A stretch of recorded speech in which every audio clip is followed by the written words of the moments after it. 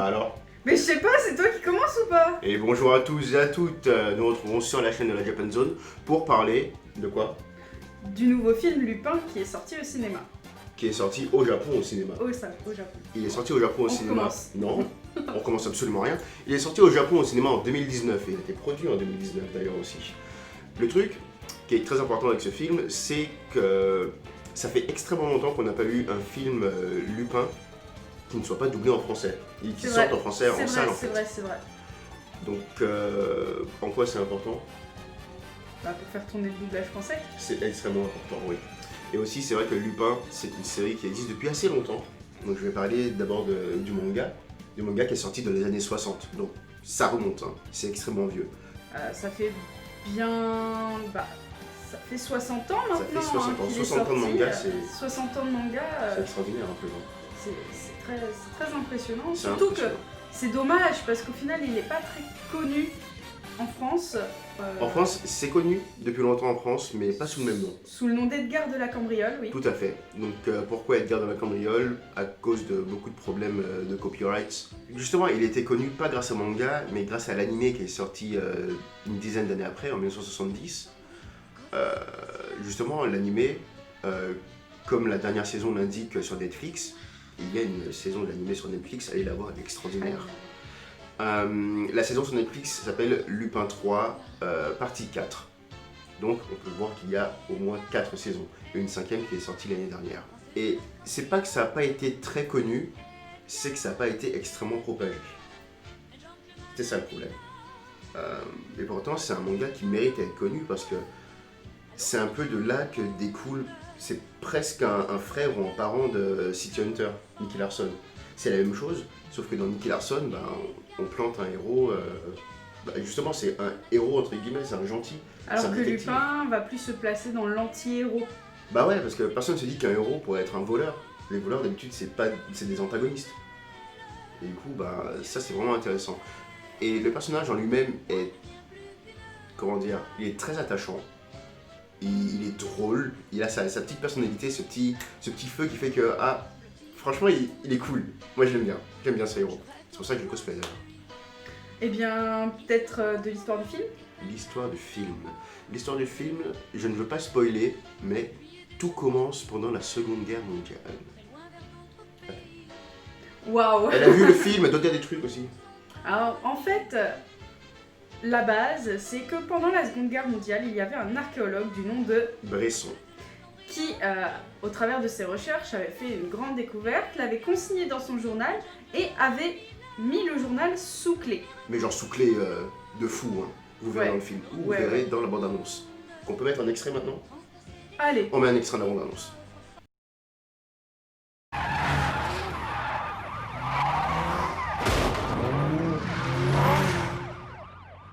Ça faisait longtemps.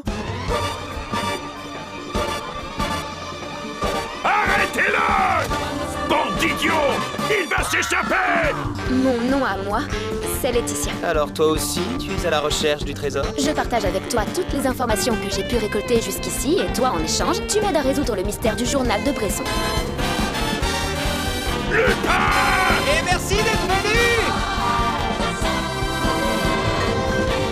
À nous!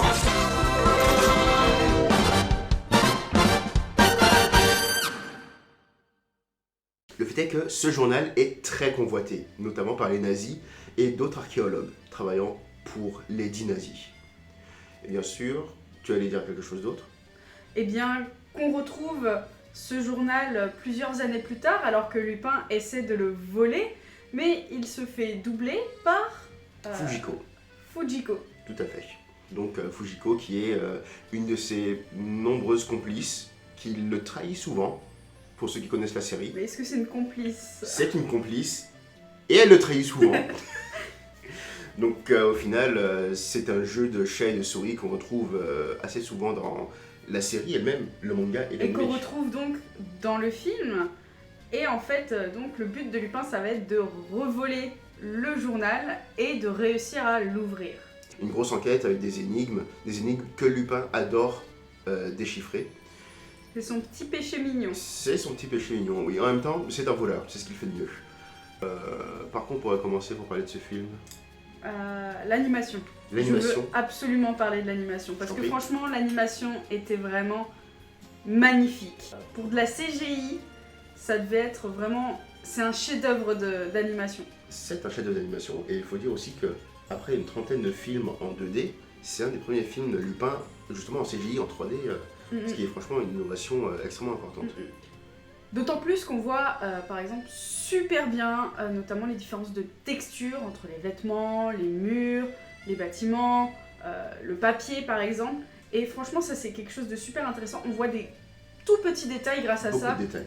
Énormément de détails et franchement je tiens aussi à préciser que l'animation est super j'ai pas le mot en français, smooth, C'est fluide. c'est hyper fluide, merci. Franchement il n'y a rien à redire sur l'animation, à part si on va chercher vraiment le tout petit truc, mais franchement Et encore, il n'y en avait pas beaucoup. Hein, des il y trucs en à avait... Moi il n'y a rien qui m'a choqué, franchement l'animation est superbe. Pour continuer à parler de l'animation, justement tu parlais des textures, je fais personnellement des cosplays de Lupin 3. Justement depuis que j'ai regardé la saison Lupin 3 partie 4 sur Netflix. Le truc avec les textures, c'est que sur la bande-annonce, j'avais pas une super résolution.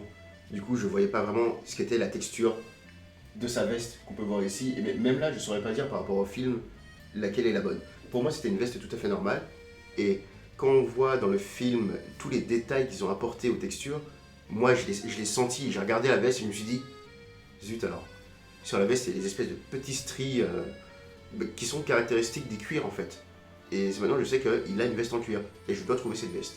La musique. La musique. Alors j'avoue que moi j'ai pas beaucoup porté attention à la musique, donc peut-être que tu vas plus être à même d'en parler. Toutes les versions de la musique sont bien, mais celle-là elle était tellement... Elle envoyait tellement, et on la retrouve, le thème musical de Lupin, on le retrouve parfois dans le film, dans des moments importants, et j'étais là, waouh, quelle claque, l'animation et la musique en même temps. Franchement, oui, surtout qu'en plus il y a des moments où la musique va complètement se couper, C'est vrai. et ça rajoute quelque chose, parce que Ah, il n'y a pas forcément le spoil. besoin de la musique pour rajouter de l'effet. Des fois, rien, ça a tout autant d'impact. C'est vrai. Alors, par rapport à la fidélité à l'univers Lupin, franchement, moi j'ai rien à redire. Les touches d'humour étaient super bien placées, super bien gérées. Il n'y en avait pas trop. Il y en avait pile le bon nombre en fait. Au final, c'était bien timé. C'était... Franchement, on retrouve bien l'univers Lupin. T'as un quart d'humour, t'as un quart de sérieux, t'as un quart de... On sait pas trop comment dire ça, enfin c'est un petit... Lupin aime les femmes. Ah, je vois ce que Et tu t'as veux dire. un quart de ça qui est très bien placé.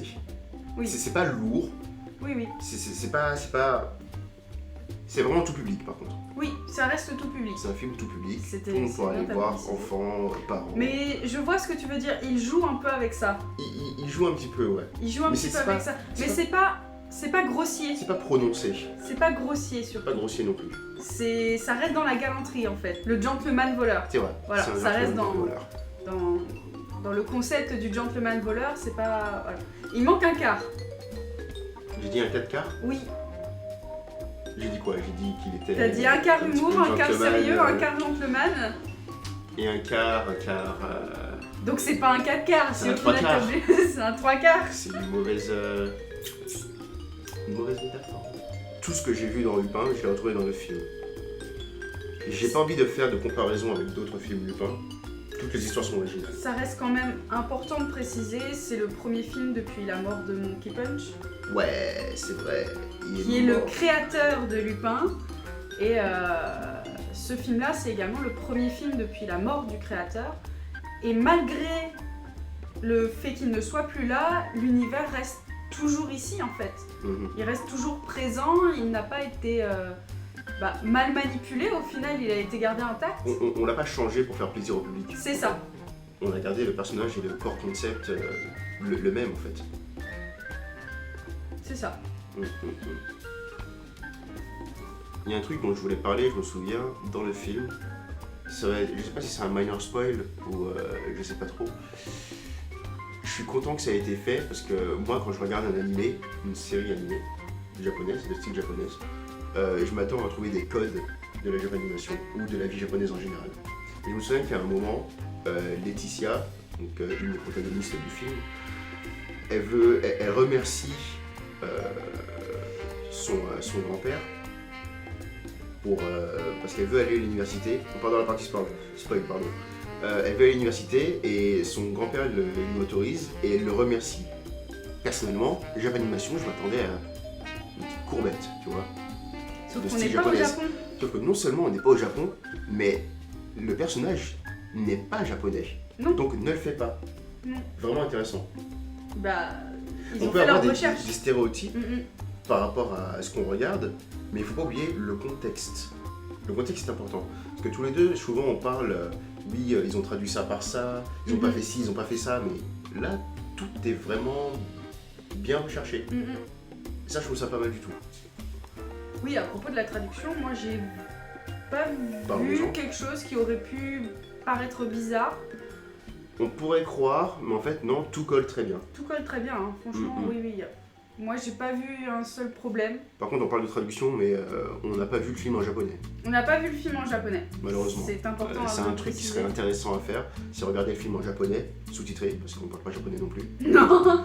Et ensuite, Malheureusement. regarder le film, pour voir ce qui a changé, tu vois, d'une langue à une autre. Ça, c'est important à savoir. Mhm. Mais peut-être que dans la bande-annonce, on voit, dans le film, on voit la scène où peut-être que Laetitia est dit... je sais pas, dans le film en français, elle dit « Mon nom à moi, c'est Laetitia ». Oui, c'est vrai. Personne dit ça en vrai, mais ça passait bien. Mhm. Parce que elle connaissait son nom, elle sortait de la pièce et elle a fait « Mon nom à moi, c'est Laetitia ». Au début, t'as un petit... C'est bizarre comme formulation quand même, mais... Non, ça restait, Mais je ça crois, restait bien. après, je crois que en japonais, ça serait Watashi no Namae ou quelque chose comme Oui, ça. un truc comme ça, c'est pour ça que je voulais le dire, mais je voulais pas, je peux pas assumer qu'elle ait dit ça en japonais. Mhm. J'ai pas vu le film. Mais ça serait intéressant justement d'aller voir en VostFR justement pour faire la comparaison. Tout à fait. Mais ça reste notre petit truc. On aime bien faire de la traduction donc. Pourquoi on ça, aime c'est bien? Parce que j'adore la traduction. J'en fais, mais de français en anglais. Et j'adore, qu'est-ce que j'adore? Le doublage. Le doublage. Mais on n'est pas là pour parler de ça. On peut en parler un petit peu quand même. Tu veux parler du doublage? Parle du doublage. Attends, elle veut pas que je parle du doublage, alors que c'est le film, un des films Lupin qui sort genre tellement longtemps après le dernier film Lupin qui a été doublé en français. On va parler du doublage. Oh là là, non. On va passer sur le doublage parce que j'ai beaucoup envie d'en parler. Et de toute façon, t'es un nerd là-dessus, donc il faut impérativement que t'en parles. Je suis un nerd là-dessus. Du coup, on a eu une voix de Lupin en japonais, donc, Mhm. qui est malheureusement, il me semble, il a pas pris sa retraite, il est décédé. Hein. Mhm. L'ancien doubleur japonais est décédé. L'ancien doubleur français, Philippe Auguste de Lupin, est décédé aussi il y a quelques années, malheureusement. Du coup, il y a eu un nouveau doubleur japonais plus jeune qui a commencé en 95, à la suite de l'ancien, qui est très très bien. Moi j'adore ce mec en japonais, la voix est parfaite, il est taquin, il est un peu espiègle, une voix assez jeune. Et justement en français, longtemps j'ai cherché personnellement à savoir qui j'aurais mis moi comme doubleur pour Lupin. C'est extrêmement difficile. Je suis extrêmement content qu'ils aient choisi au final, comment s'appelle-t-il, Maxime Donnet pour la voix française de Lupin à la place de Philippe Auguste. Voilà quoi, les 50 ans se font que. Sa voix colle vraiment à la version japonaise, dans l'esprit un peu espiègle. Il joue avec toi, sa voix joue avec toi. Moi j'adore. Ça lui donne un côté moins adulte que Philippe Auguste à l'époque, mais ça lui va bien. Et justement, je trouve que dans le film, il paraît assez jeune. Oui, c'est vrai que les personnages ils font beaucoup plus jeunes dans En tout le cas film. pour Lupin et Fujiko, ils Pour font Lupin très et Fujiko, jeunes. oui, ils font. Genre entre beaucoup plus 25-30 ans. Ouais. Alors que dans la série habituelle, je dirais, moi je leur donnais entre 30 et 40. Mhm. Du coup, en bref, ton avis. Mon avis sur le film, en tant que fan, je dirais que j'ai beaucoup aimé le film parce que c'était une histoire originale de Lupin et que tout collait, le contexte, les personnalités, les personnages, tout. La musique, surtout la musique. D'accord. Et toi? Bah, en tant que néophyte, alors, moi je m'y connais pas aussi bien que lui dans l'univers. Franchement, pour quelqu'un qui n'a quasiment pas vu Lupin, qui connaît vaguement l'univers mais qui n'a quasiment pas vu Lupin, franchement, on peut le regarder comme ça. On peut le regarder On peut le regarder comme ça sans forcément connaître Lupin, la série animée ou même avoir vu Edgar de la Cambriole. Ça se regarde tout seul, même sans être fan de l'univers. Je pense. Franchement, ça c'est un point fort. Oui, c'est un très gros point fort. Et ouais, voilà. Je pense qu'on a fini. Je pense qu'on a fait le tour. On a peut-être un petit peu trop dit, Peut-être qu'on a trop dit, peut-être qu'on n'a pas dit assez. mais on n'a pas spoilé. Bon, C'est important. je connais un petit peu des fois quand même. Non? Bref. On vous remercie d'avoir regardé cette vidéo. Merci beaucoup. Merci beaucoup. Et on vous conseille vraiment d'aller voir le film. Non.